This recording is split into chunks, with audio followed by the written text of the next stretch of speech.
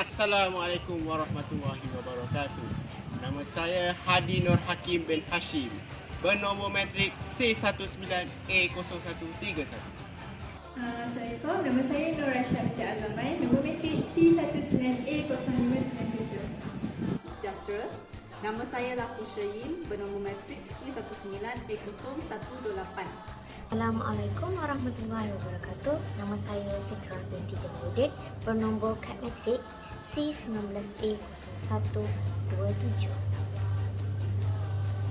Atira Syafiqah binti Hamizi, bernombor matrik C19A0494. Warahmatullahi wabarakatuh dan selamat sejahtera. Nama saya Siti Nur Syafizah binti Muhammad Nur Nasrin, nombor matrik C19B0887. Assalamualaikum dan hai semua. Nama saya Nurul Aina Anissa binti Muhammad Nur, bernombor matrik C19A0633. Hai, nama saya Nur Syuhada Asmaili binti Muhammad Azhari, nombor matrik C19A0588. Hai, nama saya Muhammad Hafiq bin Nizam, bernombor matrik C19A0200.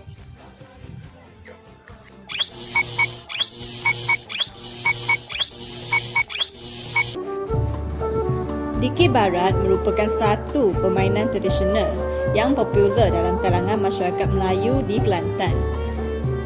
Dikir Barat merupakan satu bentuk hiburan kesenian rakyat yang popular. Dikir Barat ini merupakan satu persembahan yang disampaikan secara berkumpulan. Biasanya diketuai oleh seorang tukang karut dan tok juara. Dahulu, persembahan Dikir Barat ini bertemakan kehidupan seharian dan biasanya menitik beratkan unsur-unsur lucu. Namun kini telah berubah mengikut perkembangan semasa. Tema dan konsep persembahan Dikir Barat kini adalah berkisahkan kepada isu-isu politik, ekonomi, pembangunan, pendidikan dan masalah sosial dalam kehidupan masyarakat sejagat. Selain padat dengan elemen kebudayaan dan kesenian masyarakat Melayu Pantai Timur, kesenian ini juga mengandungi berbagai amanat dan nasihat yang berkesan kepada khalayak. Dalam aspek pemakaian pula, di dalam permainan Dikir Barat di Kelantan yang berasal dari Selatan Siam ini tidak dapat dinafikan kerana permainan ini adalah permainan rakyat biasa di kawasan-kawasan sawah padi dan kampung-kampung, tetapi kini lengkap berpakaian kemas dengan destannya sekali. Pada asalnya tidak ada pakaian tertentu atau yang menarik dipakai oleh juara, tukang karut dan awak-awak tiada pakaian seragam dalam permainan Dikir Barat. Walau bagaimanapun, semenjak diadakan pertandingan Dikir Barat dalam kalangan rakyat atau masyarakat, kebanyakannya pasukan Dikir Barat mempunyai pakaian masing-masing. Kebiasaannya, awak-awak memakai baju yang sepasang serta bersamping dan kepala dililit dengan kain yang bercorak batik atau sebagainya. Keistimewaan Dikir Barat terdapat di berbagai aspek. Yang dimasukkan adalah sekiranya seseorang itu bukan berbangsa Melayu, beliau akan berpendapat bahawa Dikir Barat adalah sesuatu yang baru padanya. Sebagai contoh, pakaian ataupun pantunnya yang amat istimewa. Seterusnya, keistimewaan Dikir Barat juga terdapat di gerak-gerinya dan pantunnya kerana ahli kumpulan Dikir Barat terdapat lain gerak-gerinya dan pantunnya yang tersendiri. Kami meminati Dikir Barat disebabkan gerak-geri yang bergaya dan pantunnya yang memikat hati, yang mana dapat menarik perhatian. Dari segi pakaian pula, pakaian Dikir Barat adalah seperti pakaian tradisional. Kami dapat memupuk minat terhadap Dikir Barat dengan menggunakan pakaian yang ramai orang minat dalam seperti pakaian moden. Pantun-pantunnya juga boleh direka mengenai kejadian setiap hari seperti hari persekolahan atau mengenai kerja mereka. Selain itu, rentak Dikir Barat boleh tukar supaya dapat dikenakan dengan zaman moden sekarang, supaya ramai remaja akan terpikat akan muzik Dikir Barat itu dan akan lebih berminat terhadap Dikir Barat. Komunikasi yang berkesan memainkan peranan untuk rakyat mendapatkan maklumat dengan cepat dan tepat supaya dapat bertindak secara positif. Dikir Barat mampu menyampaikan mesej secara langsung dan spontan melalui peranan yang dimainkan oleh juara dan tukang karut. Oleh itu, telah mewujudkan interaksi dan perhubungan mesra masyarakat umum. Komunikasi yang berkesan memainkan peranan untuk rakyat mendapatkan maklumat dengan cepat dan tepat supaya dapat bertindak secara positif. Dikir Barat mampu menyampaikan mesej secara langsung dan spontan melalui peranan yang dimainkan oleh juara dan tukang karut. Oleh itu, telah mewujudkan interaksi dan perhubungan mesra masyarakat umum. Selain itu, menghidupkan dan mencukir bakat seni Dikir Barat yang bermutu tinggi, meningkatkan semangat patriotisme dan cintakan negara di kalangan generasi muda, menggalakkan belia melibatkan diri dalam aktiviti yang berfaedah sekaligus menyelamatkan diri mereka daripada terjebak dengan gejala-gejala yang negatif, mengembangkan bakat dan potensi yang sedia ada di belia, mengekalkan teater tradisional Melayu bagi negeri Kelantan khususnya, membolehkan generasi akan dapat terus mengenali Dikir Barat, memperkenalkan teater Melayu yang unik ini kepada masyarakat luar, mengeratkan hubungan silaturahim antara ahli masyarakat tanpa kira bangsa dan agama. Berikut ialah antara lagu-lagu Dikir Barat yang terkenal iaitu Karut Kelantan Cepat, Karut Kelantan Anjur, Karut Petani, Karut Wak Yo, Karut Pendek, Karut Yengki Cepat, Karut Yengki Anjur, Karut Yengki Tengahan, Karut Yengki Dinding, Karut Halah, Karut Selampit, Karut Menorah, Karut Jenaka Makyong, Karut Wabulan.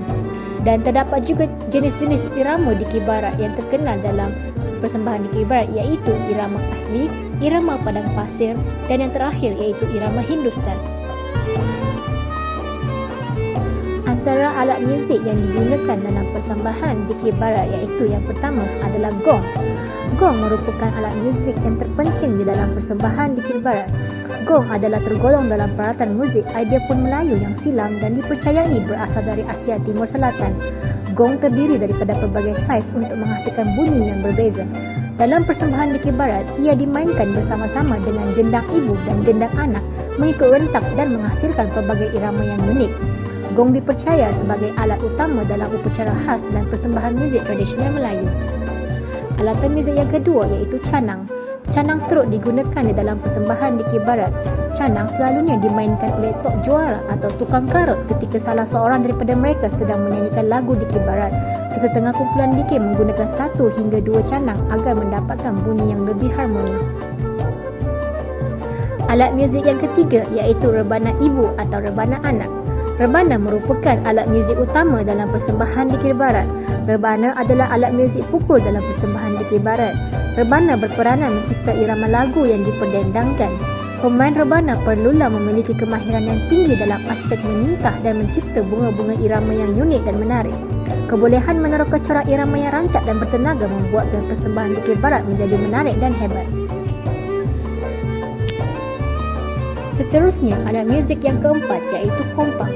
Kompang digunakan sebagai pengganti gendang anak dalam persembahan Dikir Barat. Peranannya adalah sebagai peningkah atau mengganak mengiringi paluan gendang ibu. Kompang merupakan sejenis alat muzik tradisional yang paling popular dalam kalangan masyarakat Melayu. Kompang tergolong dalam kumpulan alat muzik gendang. Kulit kompang biasanya diperbuat daripada kulit kambing. Dalam konteks persembahan Dikir Barat, kompang yang digunakan biasanya berukuran 16 inci ukur lilit. Ia mempunyai bukaan cetek dan dimainkan dengan mengepit di celah kangkang sementara itu menepuk dengan menggunakan kedua-dua belah tangan. Alat muzik yang terakhir iaitu marakas. Sepasang marakas juga digunakan dalam persembahan Dikir Barat. Ia biasanya diperbuat daripada kayu atau plastik dan tempurung kelapa. Kayu yang digunakan dilarik, dilicinkan dan dibentuk bulat seperti bola. Di dalamnya dimasukkan biji-biji batu kecil untuk menghasilkan bunyi. Kayu pemegang dipasang untuk memudahkan pemain memainkannya.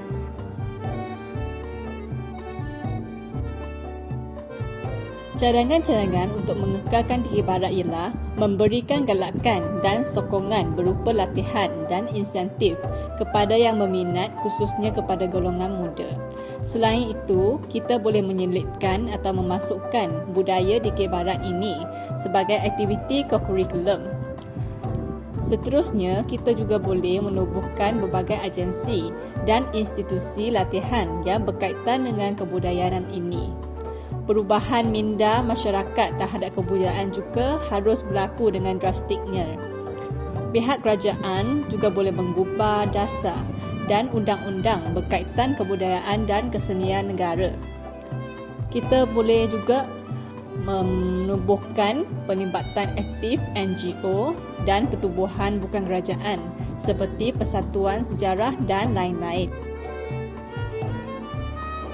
Kesimpulannya, setiap orang perlu memainkan peranan dalam mempertahankan seni warisan Dikir Barat daripada pupus, terutama golongan belia yang semakin mengejar dunia moden, sekaligus menahan mereka untuk mengenal dan mendalami asal-usul pusaka yang ditinggalkan oleh nenek moyang kita. Demikianlah persembahan Dikir Barat yang asalnya adalah dalam bentuk dikir yang diubah sesuai dengan pantun-pantun yang ada dalam masyarakat Melayu. Kemudiannya diselit dengan lagu-lagu lucu, sedih dan sebagainya yang bertujuan untuk hiburan. Dikir Barat berkembang begitu pesat dengan tertubuhnya beberapa kumpulan Dikir Barat di tanah air. Pada masa yang sama, permainan ini telah menjalani beberapa proses perubahan serta pembaharuan. Dikir Barat bukan sahaja berfungsi sebagai arena hiburan tetapi juga mampu menyampaikan amanat kerajaan kepada rakyat dengan berkesan, terutamanya dalam mengubah cara penghidupan dan pemikiran rakyat sesuai dengan peredaran masa.